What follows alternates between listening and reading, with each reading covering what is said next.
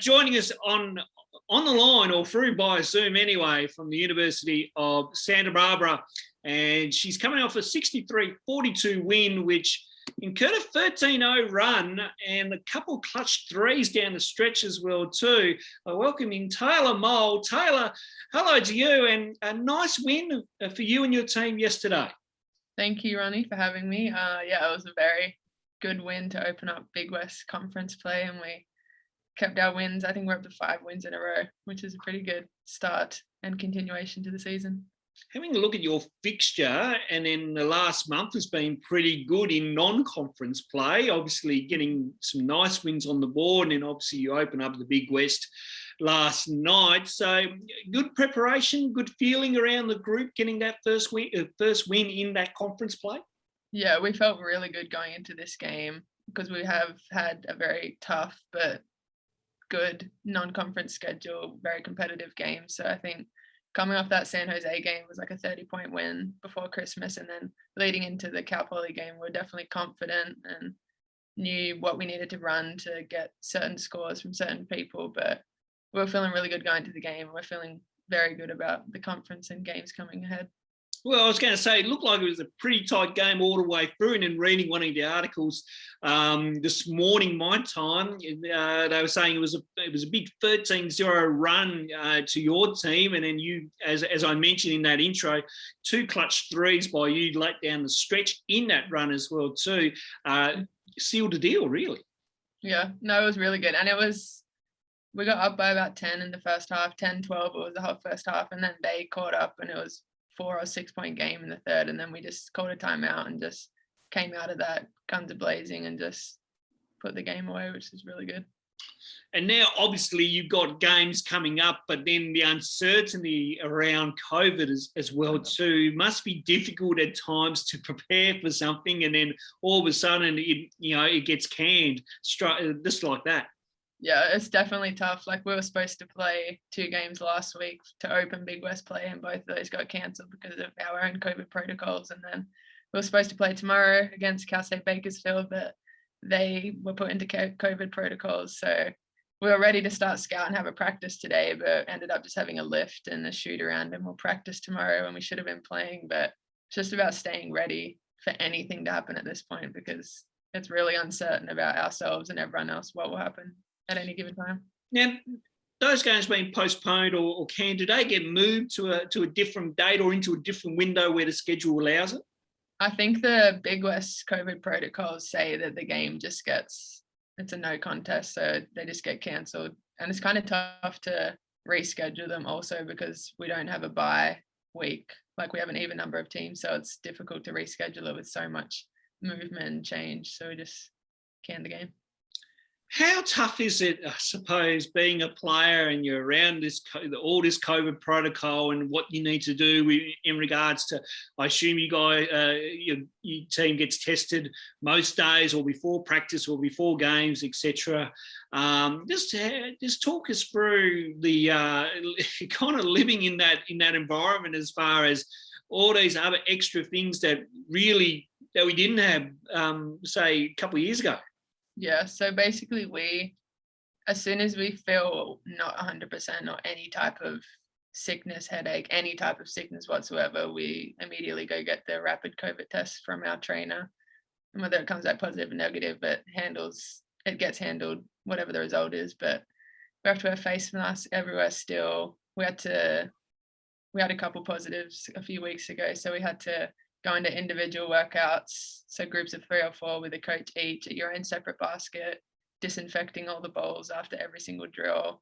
We had to wear face masks for our first team practice back, which is something I've never experienced before, and it was very difficult to breathe running up and down playing transition. But I would rather wear a face mask and practice, so then we could play 2 days later instead of everyone get infected. But it's just, we have to follow those rules, I guess, to have a season. We all want to play and want to play in the Big West and play the season. So we just kind of do what we're told to do by our trainer and coaches and just take it day by day. You talk about the masks on your face when you have to practice. That is something totally new and a different experience. I never think basketball players would have to do that, but I suppose under all the circumstances, you got to do what you got to do as far as we want to get to the next game and to the next practice. So, Exactly. and you talk about that not being breathable, or tough to breathe. Yep. In that. Is that something new as far as, it's like, does it feel odd when you're running around, with that mask on and shooting and whatnot? Because I'd assume like you put the mask on, then you got the stretch with the bands that go around your ear. It must be a little bit irritating at times, no doubt. Yes, it does get irritating, and especially when initially the first 30 minutes of practice, it's fine because you haven't really sweated that much and you're not really that gassed at the start. But once we start going up and down and we start sweating a lot, it starts dripping, and it'll drip all around your face, and then you have to take it off and wipe and then put it back on. But it does irritate behind my ears a lot. So as soon as I finish practice, I just want to go home and take it off and make sure to wash my face, because it'll just feel so gross and just nasty under there. But it's not comfortable, I'll tell you that. I can only imagine. I mean, I can kind of speak with experience. In my workforce, I work in my actual day job. We have to wear masks as well too, and we can be wearing masks for either a shorter period of time or a long period of time. So it does get very irritating as the day or as your shift or practice or whatever goes along. Do you still have crowds come to your games? And do they have any COVID protocols around game day? So we've had fans at every one of our games, actually, at home and away, which has been good, but they have to wear face masks. All the crowd has to wear face masks. I actually work event staff here, so I work the men's basketball games, and at quarter time, all the timeouts, whatever, we have to walk up and down all the stairs and make sure everyone has their face masks on. So we see that a lot. All of our coaches have to wear the face mask as well, but we're allowed to have fans.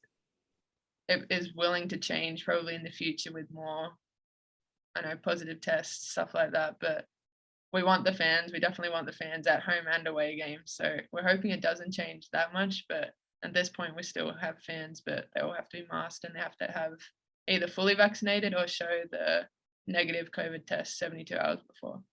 Okay.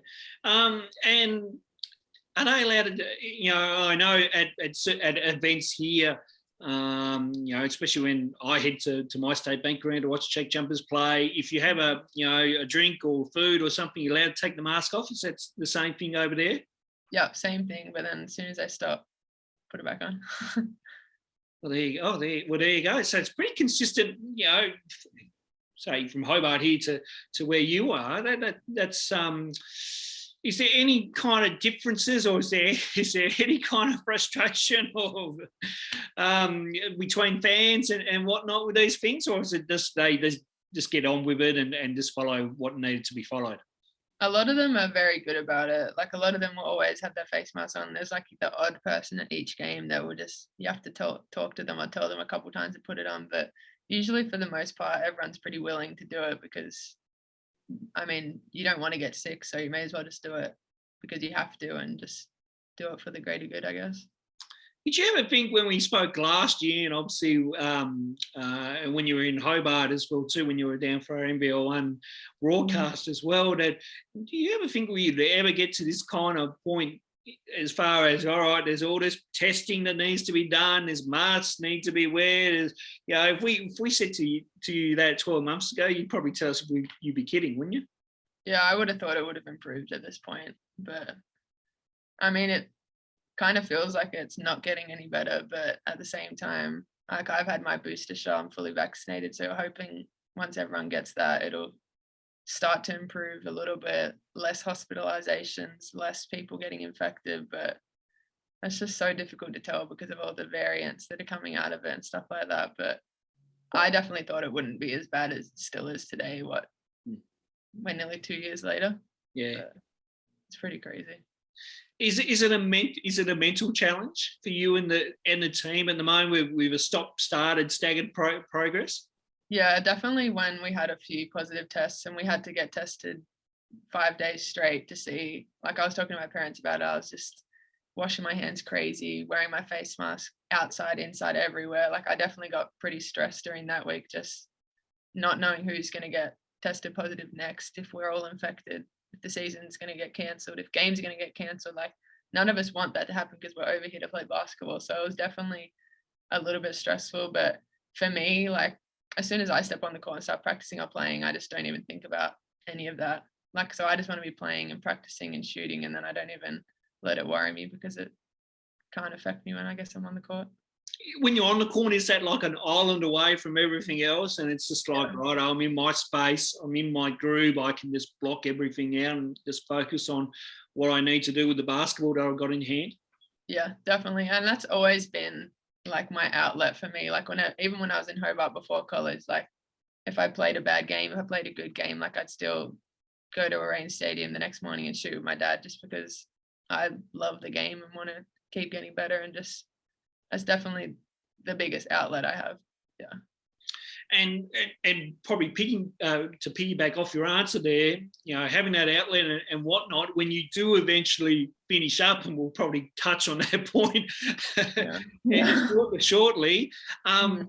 where would be next for you? Would you love to come home and try and get into a WNBL team, or would you like to explore other options around the world? What do you have anything in mind as yet, or are you going to wait it out? Obviously, next year, and then when we come to you next year, Taylor, we'll ask you the same question as well too.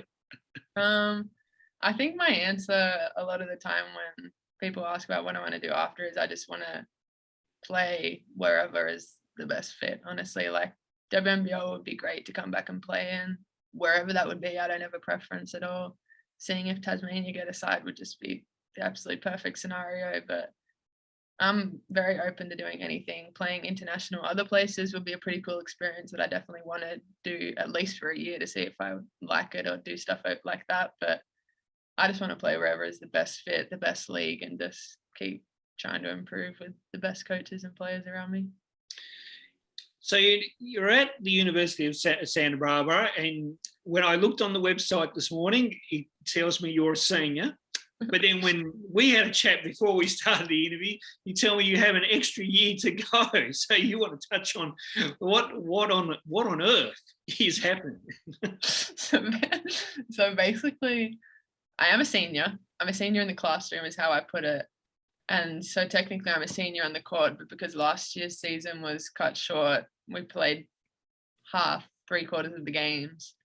They gave everyone that year an extra year to be like a COVID senior. So for example, this year I'm a senior, next year I think they're going to call me a COVID senior, not 100% sure, but half my team call me a junior, the coaches call me seniors. We just kind of just go with it. I have one more year after this. That's very confusing, but I'm happy to be staying here another year.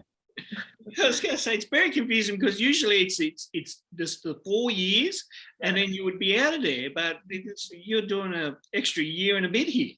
Yeah, it's very confusing, but I wouldn't want to be anywhere else. I love it here. So will you end up doing an extra degree or course while you're there?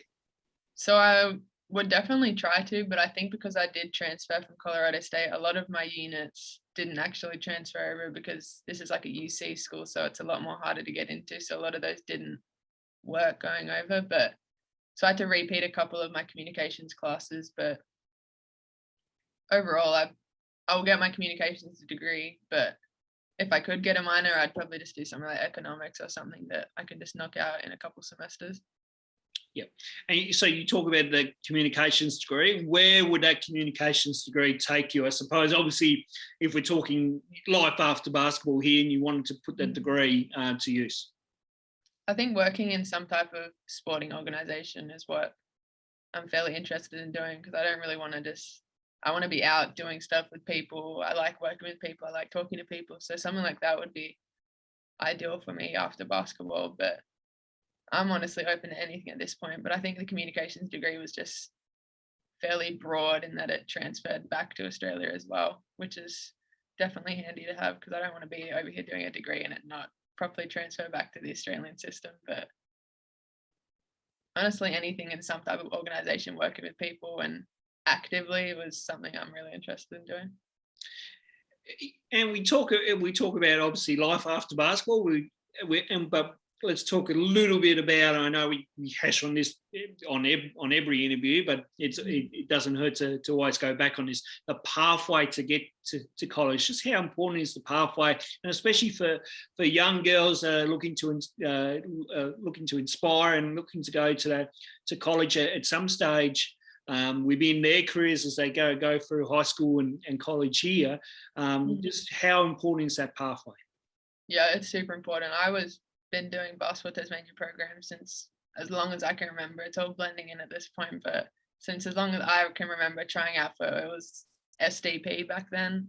I don't know if they still call it that, but SDP, and I did all of those with all the coaches from as young as I could try out, and then going to all the national championships, playing the state teams, country cup when we did that. All of that was super important to getting recognized by college coaches as well. And then and I try, like, every time I come back, I'll always message Nick Mard and I'll be like, hey, can we get an individual? And then he'll ask me to come and help coach at SDP, FDP, work out, talk to the kids. But I always try to stay in contact with everyone from BTAS. I still message Mark Radford here and there, even though he's at the Jack Jumpers now, but I still try and stay in contact with everyone. And it was the main reason why I'm at college today, going through all those programs.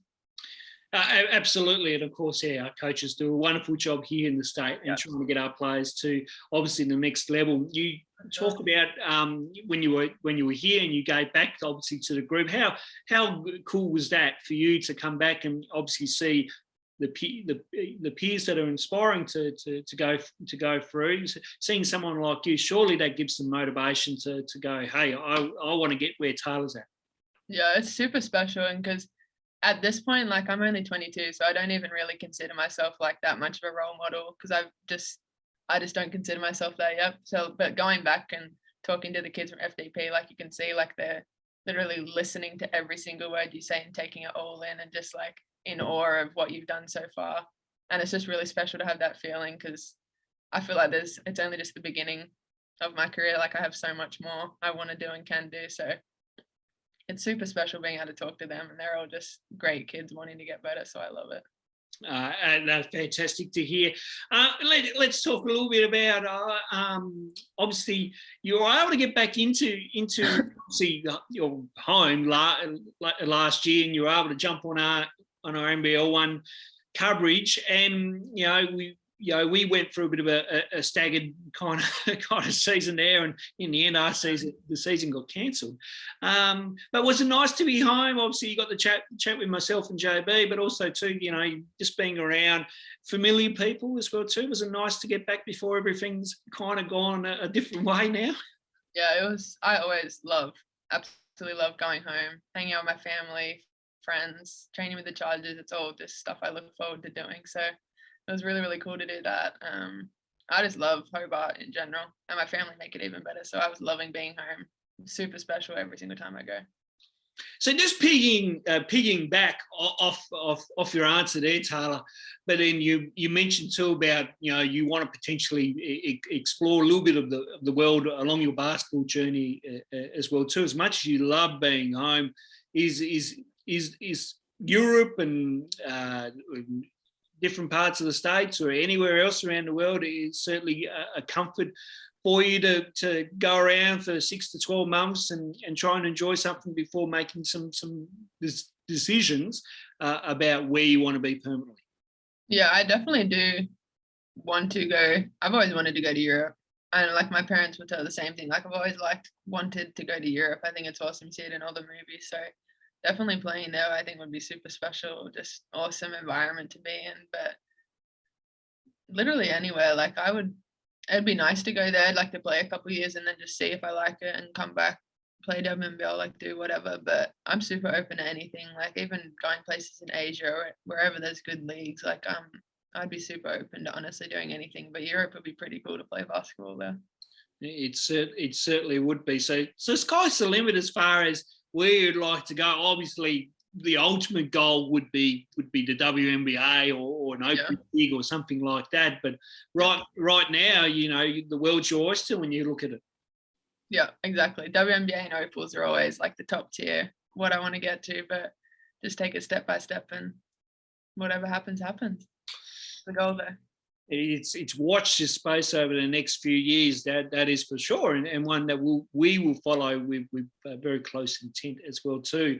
Taylor, I assume your teammates still give you a fair bit of flack around your Aussie slang and the language that comes out. Yeah, they do. They continue to, but I love them all, so it's honestly fine. I have to repeat myself still to this day, but a lot of the coaches are very good about it. They'll just be like. My God, the number 13, when I say the number 13, because I say like 13, but they say 13, like they make fun of me every single time I say 13 or any type of number or word like that. Like they'll be like 13, 13. I'm like, okay. Well, I've been here a year and a half at this point. So funny. And is there anyone new that comes into the team? Obviously, you have your rookies that come in and they see you, and obviously they should know you're from Australia, but just by the accent itself. Yeah, the freshmen, it was definitely different for them because they haven't really. A lot of them haven't experienced like international athletes being on a team because they've just come straight from high school. So they asked me lots of questions about Australia, want to hear me talk all the time, but I love all the freshmen to death. They're just awesome people. And obviously being a senior now, you must have a different role in the team as far as leadership and that is concerned. So obviously with the freshmen and the sophomore and the juniors, obviously, trying to mentor, or not mentor, but just try to talk to them a little bit about the college road life here and whatnot. It must be good. Yeah, definitely. I try, and there's a couple of the freshmen, like we have kind of little guards, big guards, and then you kind of post. So in my big guards group, we've got one of the freshmen, a couple of the freshmen, but I try and take like one of those under my wing and like call ourselves big guards. Like I kind of help her out when she's struggling, because freshmen are always bound to struggle in practice and games because it's just such a big change for them. So I just try and be a positive reinforcement for them and just help them whenever they need it, honestly. Very good. Have you been trying to follow much of the other Tasmanian players that are over in college at the moment? Yeah, I keep an eye on a lot of them. Seen Rain and Taryn been killing it in their respective leagues, but it's just so cool to see so many Tasmanians over there and Australians in general. But a lot of them are killing it, doing absolutely awesome. But it's just awesome to do Tasmania proud. We have 9 Tasmanians. That includes you as well too, Taylor, and we're hoping to speak to the other 8 throughout the month of January. We're going to try to do a bit of a series where we're going to try and touch base with everyone, just see how they're tracking, because it's always great to see you and speak to you.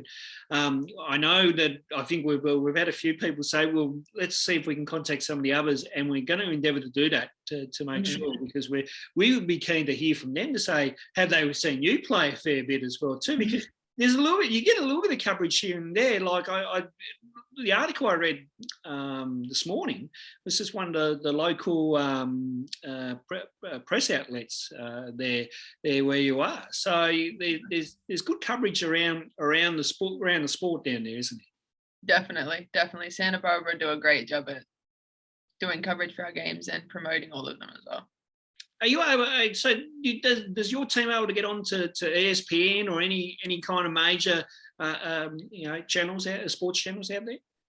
Not ESPN and ESPN2, but like all our games are on the ESPN app. So they're always broadcast on ESPN Plus, all of the Big West games, which is pretty cool. So my family can watch that back home and beam it up on the TV. But yeah, ESPN Plus is a big one. I think the championship game at the tournament they put on ESPN2 maybe, but I'm not 100% sure about that. Okay, because I know there's some, I know some of them live stream, and there's some different channels, or some of the colleges have their own type of thing. I'm not sure if Santa Barbara do that as well too, but unless you can tell me otherwise, there, Taylor. Last year we did have the Big West Network, but I think it's all just transitioned to ESPN Plus, so they all just do it through there, which is pretty cool to have them all in the same spot. Yeah, and I noticed your shoe collection there, and how's the shoe collection going? Have you updated since we last spoke? I got a pair for Christmas, the grey ones. These Yeah, ones. yeah, I can see I that. haven't worn them yet. I Oh, plan on wearing them. It's just been raining a lot, so I don't really want to wear them in the rain. okay, fair. I think these ones are kind of pink and purple. I got them for my Yes. birthday when I was back at home. I think that's it since when we've talked. I got those, the orange, laser orange ones. I got Christmas last year. Yeah. But other than that, I've just been trying to.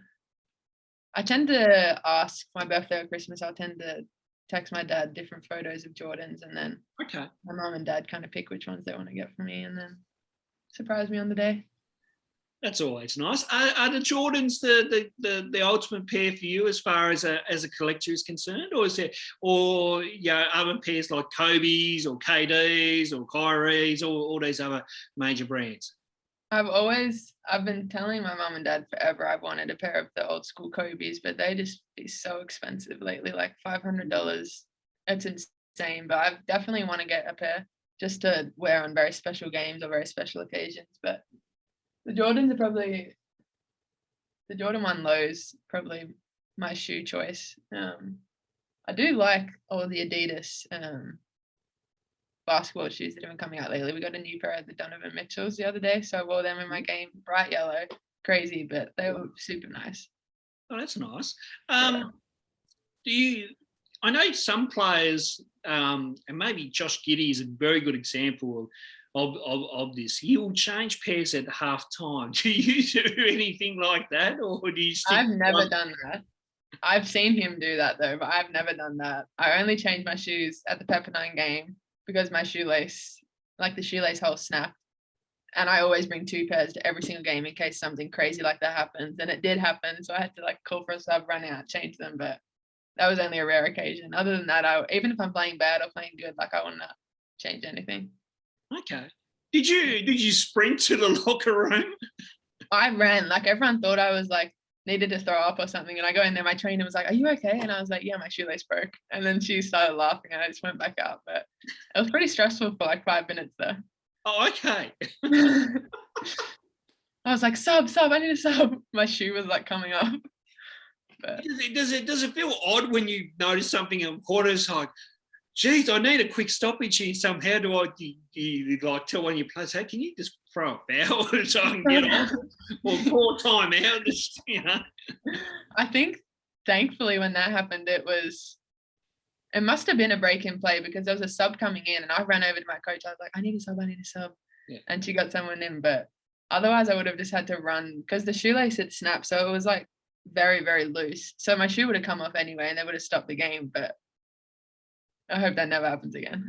You'd hope not, but I've seen weirder things happen for our people's basketball careers. So, but I think that's only a one-off.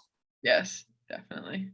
So what's ahead for you now? Obviously, I know we touched on it, like with games coming up, but we're not sure with all the protocols in place. As long as everyone tests negative, you're good to go. But is there any chance for you when it gets to the back end of the season? Obviously, you were able to get home last year and come see us all and your family as well too. Is there any chance of that, or will you have to stay put for the duration?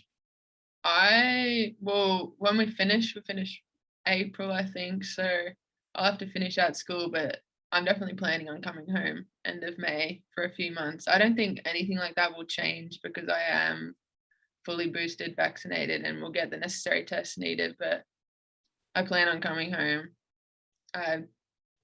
Happened last year when it was pretty crazy in COVID too, so that's definitely the plan. I'm hoping it happens, but it should happen and I should be home June, July. Well, when you do come home, let us know, and Yes.